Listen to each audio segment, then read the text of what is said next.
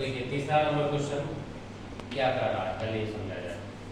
दिए गए चित्र से ए और बी के बीच, ये टर्मिनल ए और टर्मिनल बी, हेलो बातें नहीं, दिए गए चित्र से ए और बी के बीच, यानी इस ए और बी के बीच में 3 संधारित्र जुड़े हुए हैं, तो इसका कुल धारिता परिणामी धारिता हमको निकालना है। आप ए से बी को यदि जाइएगा तो देखिए इस रास्ते में आपको 2 संधारित्र मिलेंगे, है ना, और इधर से जाते हैं तो एक अकेले मिलेगा, तो इसका अलग रूट है, उसका अलग रूट है दोनों का। तो पहले ये दोनों की बात करें तो ये दोनों किस क्रम में जुड़े हैं, ये दोनों श्रेणी क्रम में है। तो पहले इन दोनों की धारिता निकालेंगे एक साथ, कुल धारिता, और फिर दोनों मिलाकर जो आएगा कुल धारिता उसके साथ इसका, तो ये दोनों किस क्रम में हो जाएंगे, समांतर क्रम में। तो पहले ये दोनों को श्रेणी क्रम में और जो आएगा उसको इसके साथ समांतर क्रम में, वो मेरा फाइनल रिजल्ट हो जाएगा। क्लियर है? तो पहले उसके लिए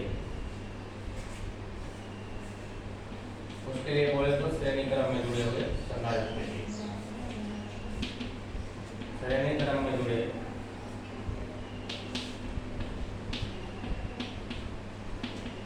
दोनों संधारित्र की कुल धारिता।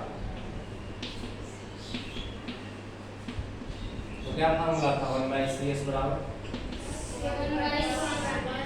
+1/C2, क्योंकि 2 ही लोग हैं तो 1/CS हो गया 1/6, सॉरी +1/6 है ना, करिए एलसीएम, तो 6 होगा एलसीएम, 1 + 1 यानी 2/6 यानी कि 1/3, और इसको रेसिप्रोकल करें तो CS कितना मिल जाएगा, 3 यानी कि 3 माइक्रोफैराड।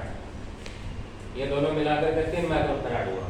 तो अब ये दोनों को मिला दिया तो एक कैपेसिटर और एक पहले से नीचे में है, तो अब ए और बी टर्मिनल के बीच में देखें तो ये 2 ग्राम बच गया, तो ये दोनों मिला के कितना हो गया, 3 माइक्रोफैराड, और ये पहले से है 6 माइक्रोफैराड। तो अब ये दोनों समांतर क्रम में जुड़ जाएगा, है ना, समांतर क्रम। तो इसका कुल धारिता जो होगा वही फाइनल आंसर हो जाएगा हम लोग का। अब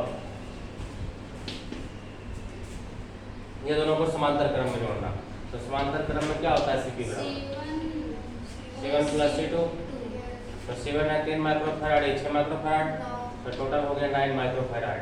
तो यही मेरा फाइनल आंसर है, समझ गया ना।